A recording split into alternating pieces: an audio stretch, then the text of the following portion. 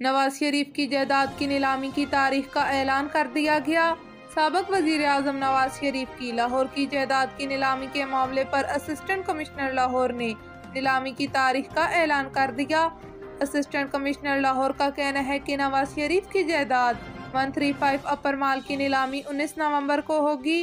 نیلامی احتساب عدالت نمبر 3 کے حکم کے مطابق ہوگی۔ اسسٹنٹ کمشنر لاہور کا کہنا ہے کہ نواز شریف کی جائیداد کی نیلامی کے لیے کینٹ ٹاؤن ہال سمیت دیگر مقامات پر اشتہار آویزاں کیے جا چکے ہیں۔ تھانہ سٹی چکوال کے سابق S H O sub inspector Saadat Butt کو R P O Rawalpindi Imran Ahmed نے ملازمت پر بحال کر دیا۔ ایس آئی سعادت بٹ کو ڈی پی او محمد بن اشرف نے پولیس میں جاری خود احتسابی کے عمل کے تحت ملازمت سے برطرف کر دیا تھا، جس پر سعادت بٹ نے آر پی او راولپنڈی کے پاس اپیل دائر کی تھی۔ تھانہ سٹی چکوال کے سابق S H O sub inspector Saadat Butt کو R P O Rawalpindi Imran Ahmed نے ملازمت پر دوبارہ بحال کر دیا۔ T20 ورلڈ کپ گروپ 2 میں پاکستان نے اسکاٹ لینڈ کو 72 رن سے مات دے دی۔ اب سیمی فائنل میں آسٹریلیا سے مقابلہ 11 نومبر کو ہوگا۔ شارجہ کرکٹ اسٹیڈیم میں میگا ایونٹ کا 41واں میچ کھیلا گیا، جس میں پاکستان نے اسکاٹ لینڈ کے خلاف ٹاس جیت کر بیٹنگ کا فیصلہ کیا۔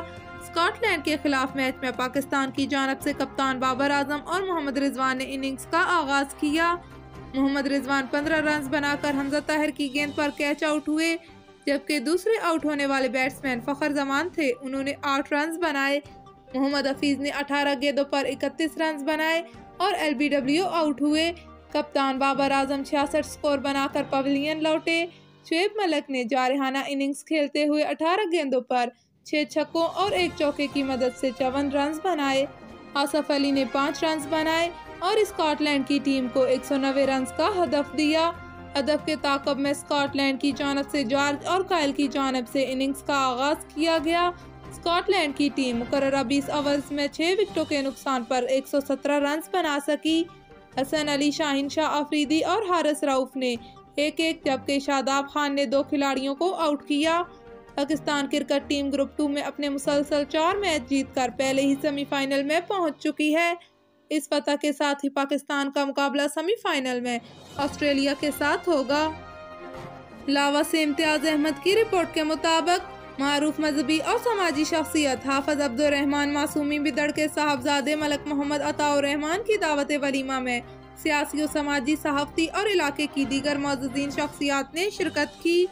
دعوت ولیمہ کی تقریب میں سابق رکن صوبائی اسمبلی شہریار اوان ملک ارشد کوٹ گلہ، ملک امتیاز احمد لاوا، ملک حفیظ اللہ اوان، خان سعادت خان، رئیس صاحب ڈھوک پٹھان، فاروق اوان لاوا، مشتاق احمد اوان، چودھری نوید الحسن، چودھری نظر حسین، ملک احمد نواز، ملک فضل الرحمان، محمد عمر فاروق، حاجی منظور حسین، ڈاکٹر محمد بشیر، ڈاکٹر محمد عرفان، محمد احسان الحق، ڈاکٹر دین محمد، سید شفقت شاہ ہمدانی، ملک لال خان، ملک فہیم اوان، ملک شکیل اوان سمیت دیگر سیاسی و سماجی شخصیات نے شرکت کی۔ حافظ عبدالرحمن معصومی نے عارفانہ کلام پیش کر کے حاضرین محفل سے خوب داد وصول کی اور خیر و برکت کے لیے خصوصی دعا کرائی۔ الیکشن کمیشن کی عام انتخابات 2023 کے لیے تیاریاں شروع۔ انتخابی فہرستوں پر نظر ثانی کے لیے عملہ گھر گھر جا کر ووٹرز کی تصدیق کرے گا۔ اس حوالے سے ملک بھر میں انتخابی فہرستوں پر نظر ثانی کے لیے الیکشن کمیشن کے تصدیقی عملے نے گھر گھر ووٹرز کی تصدیقی مہم کا آغاز کر دیا، تاکہ 2023 کے عام انتخابات کے لیے شفاف اور غلطیوں سے پاک انتخابی فہرستیں بر وقت تیار کی جا سکیں۔